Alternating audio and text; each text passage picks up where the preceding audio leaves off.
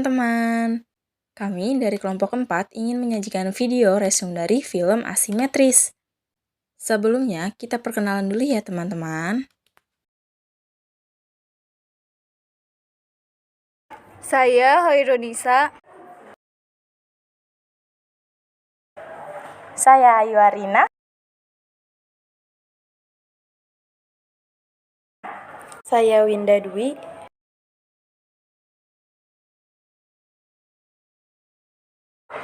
Saya Adela Latifah.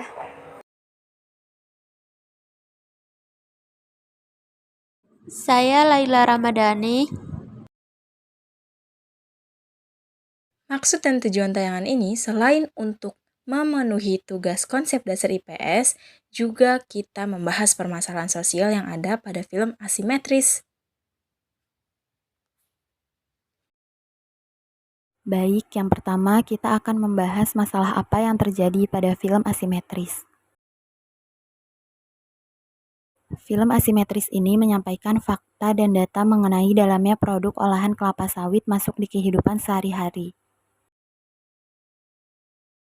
Produk olahan kelapa sawit tersebar dalam 3 jenis, yaitu yang pertama produk makanan atau oleofood, yang kedua bahan kimia untuk keperluan sehari-hari seperti sampo dan sabun atau oleokimia,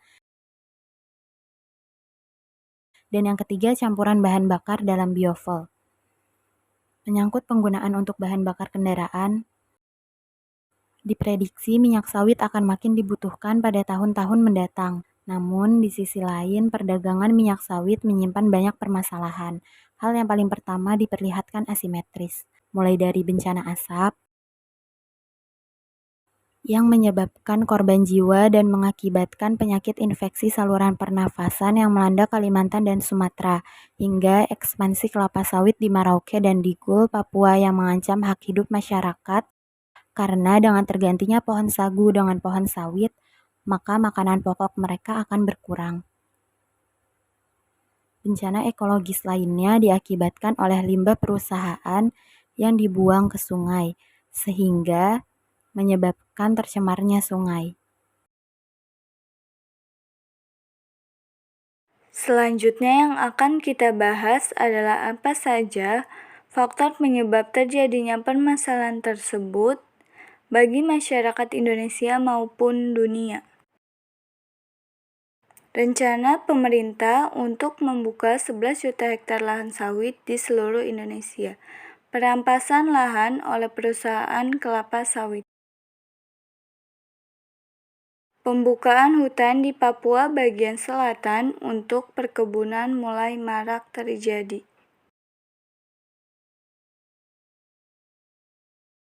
Meningkatnya kebutuhan akan kelapa sawit dan untuk menanggulangi kebutuhan jangka panjang, serta didorong oleh besarnya permintaan dari pasar internasional, menyebabkan meningkatnya pembukaan lahan sawit, terutama di Kalimantan, Sumatera, dan Papua.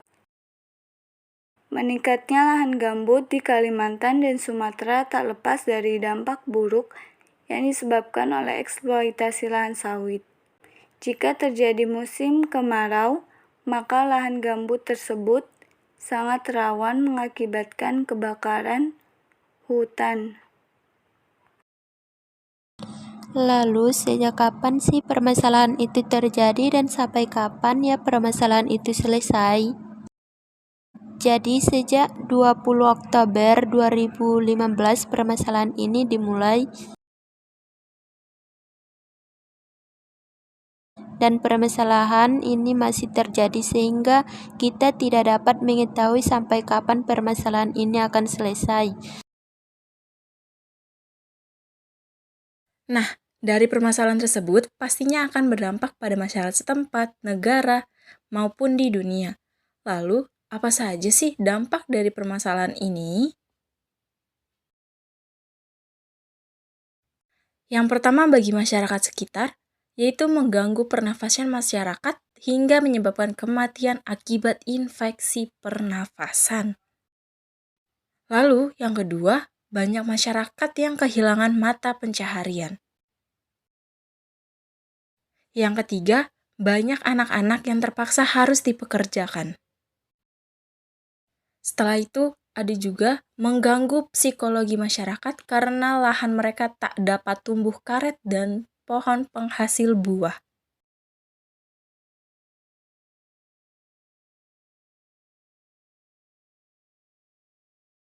Selanjutnya, dampak bagi negara Indonesia yaitu bertambahnya angka pengangguran di Indonesia, hilangnya habitat berbagai flora dan fauna,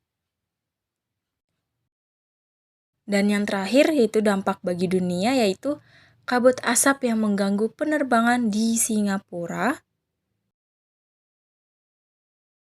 dan di Malaysia.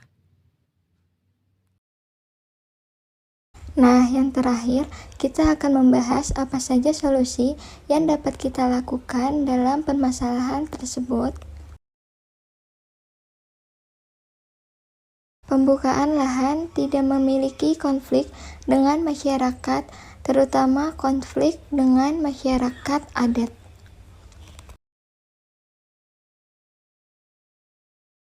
Pembangunan perkebunan kelapa sawit tidak mengkonversi lahan pangan yang sudah ada.